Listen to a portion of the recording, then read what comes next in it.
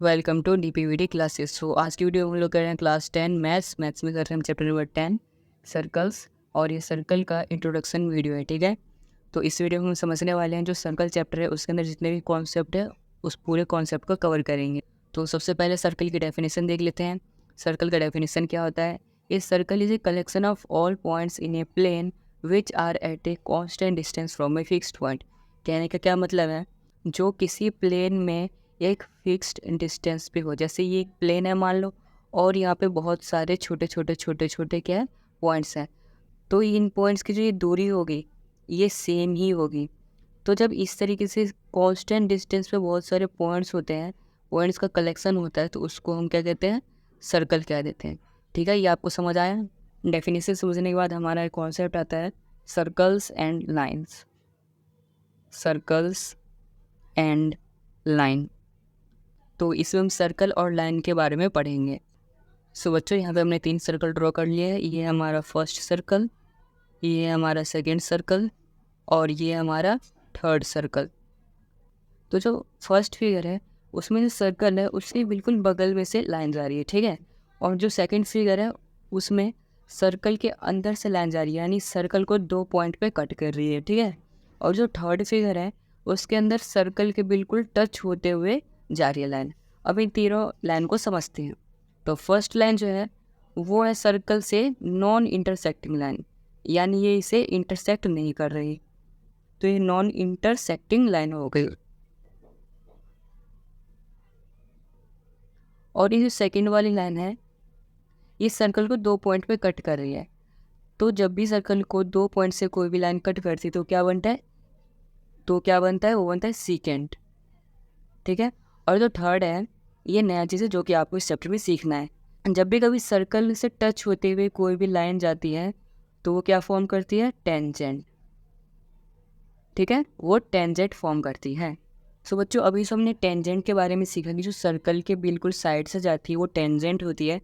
तो उसके ऊपर कुछ क्वेश्चन कर लेते हैं। यहाँ पर मैं डाल देता हूँ कॉन्सेप्ट ऑफ टेंजेंट और ब्रैकेट में लिखता हूँ क्वेश्चंस। सो यहाँ पे टेंजेंट के ऊपर क्वेश्चन क्या है? How many tangents from a single point. जैसे कि कोई सिंगल पॉइंट है, वहाँ से हम कितनी टेंजेंट को ड्रॉ कर सकते हैं। तो देखो, जैसे ये एक सिंगल पॉइंट है तो हम इस तरीके से एक टेंजेंट को ड्रॉ कर सकते हैं। अगर मान लो यहाँ पर एक सिंगल पॉइंट है तो हम इस तरीके से एक टेंजेंट को ड्रॉ कर पाएंगे। अगर एक यहाँ पर सिंगल पॉइंट है तो इस तरीके से एक टेंजेंट को ड्रॉ कर पाएंगे। यानी कि इसका सॉल्यूशन क्या हो जाएगा कि कितने टेंजेंट एक सिंगल पॉइंट से ड्रॉ किया जा सकता है? तो उसका आंसर होगा ओनली 1, यानी कि हम एक ही टेंजेंट एक पॉइंट से ड्रॉ कर सकते हैं, ठीक है। हमारा नेक्स्ट क्वेश्चन है how many tangents are parallel on a single circle. जैसे कि मान लो एक सर्कल है, ठीक है, इसके ऊपर कितने टेंजेंट्स आपस में पैरेलल होते हैं। पैरेलल का मतलब क्या होता है? 2 लाइंस इस तरीके से होनी चाहिए। तो अगर मैंने एक टेंजेंट यहाँ पे बना लिया और एक टेंजेंट यहाँ पे, तो एक बार में 2 पैरेलल हो सकती है। अच्छा, मान लो आपने एक टेंजेंट यहाँ पे बना लिया, ठीक है, और एक टेंजेंट यहाँ पे बना लिया, तब भी देखो एक बार में 2 ही हो रही है। तो इसका आंसर क्या हो जाएगा? 2 tangents can be parallel. 2 tangents can be parallel। जो थर्ड है वो क्या है? How many tangents are parallel to a secant on a circle. जैसे कि एक सर्कल है और सर्कल में एक सीकेंट है, हमें बताना है सीकेंट के कितने टेंजेंट पैरेलल हो सकते हैं एक बार में। तो देखो, अगर ये सीकेंट इस तरीके से है तो एक यहाँ पर पैरेलल बन जाएगा और एक यहाँ पर बन जाएगा। मान लो कि एक सर्कल ये है और उसका सीकेंट इस तरीके से है, तो एक इधर टेंजेंट पैरेलल बन जाएगा और इधर बन जाएगा। तो एक बार में कितने बन जाएंगे? 2 ही बन सकते हैं। तो इसका सॉल्यूशन हो जाएगा 2 टेंजेंट्स, ठीक है। यहाँ तक आपको कॉन्सेप्ट ईजिली समझ आ रहा होगा। चलो अब आगे बढ़ते हैं। नेक्स्ट फोर्थ क्वेश्चन है how many tangents from A point inside the circle. अगर कोई सर्कल के अंदर पॉइंट है, ठीक है, इस तरीके से, तो हम यहाँ से टेंजेंट कितनी ड्रॉ कर सकते हैं? तो इसका आंसर है 0। तो इसका आंसर 0 क्यों है? क्योंकि देखो, सर्कल के अंदर हम टेंजेंट ड्रॉ कर ही नहीं सकते, कि टेंजेंट तो सर्कल के सरफेस पे बनता है। अगर सर्कल के सरफेस पे भी टेंजेंट बनाना है तो अंदर से तो बन ही नहीं सकता, तो इसीलिए ये 0 आ गया। फिर सेकंड है how many tangents from A point on a circle. कि सर्कल के ऊपर अगर एक पॉइंट है तो कितने टेंजेंट्स को हम ड्रॉ कर सकते हैं। एक पॉइंट से हम एक ही टेंजेंट को ड्रॉ कर सकते हैं, ठीक है। जैसे मान लो एक पॉइंट यहाँ पर था तो हमने एक टेंजेंट यहाँ पर ड्रॉ कर दिया, एक पॉइंट यहाँ है तो एक टेंजेंट हमने यहाँ पर ड्रॉ कर दिया, यानी कि जितनी पॉइंट रहेंगी हम उतनी ही टेंजेंट ड्रॉ कर पाएंगे। तो एक पॉइंट से हम कितने टेंजेंट ड्रॉ कर सकते हैं, तो 1। फिर 6 है, how many tangents from A point outside the circle. जैसे कि एक सर्कल है, बाहर कहीं सिंगल एक पॉइंट है, तो हम यहाँ पे कितने टेंजेंट्स को ड्रॉ कर पाएंगे। आप लोगों में से कई बच्चों ने तो 0 कहा होगा, क्योंकि मैंने अभी क्या बताया था कि सर्कल के सरफेस के ऊपर से हम टेंजेंट को ड्रॉ करते हैं, तो पॉइंट भी यही होना चाहिए। अंदर से बन नहीं सकता, यहीं से बन सकता है, और बाहर होगा तब भी नहीं बन पाएगा। पर ये गलत है, ऐसा नहीं है। हम सर्कल के आउटसाइड पॉइंट से 2 टेंजेंट ड्रॉ कर सकते हैं। देखो इस तरीके से, यहाँ पे ऐसे और यहाँ से इस तरीके से, यानी कि आउटसाइड द सर्कल हम कितने टेंजेंट ड्रॉ कर सकते हैं, 2। तो इसका क्या होगा, 2। यहाँ तक आई होप आपको इजीली सब कुछ समझ आ रहा होगा। चलो अब आगे चलते हैं। सो बच्चों नेक्स्ट कॉन्सेप्ट आता है, radii of the circle always makes 90 degree angle with tangent. तो यहाँ पे एक सर्कल है और एक रेडियस है और यहाँ पर एक टेंजेंट बनी हुई है।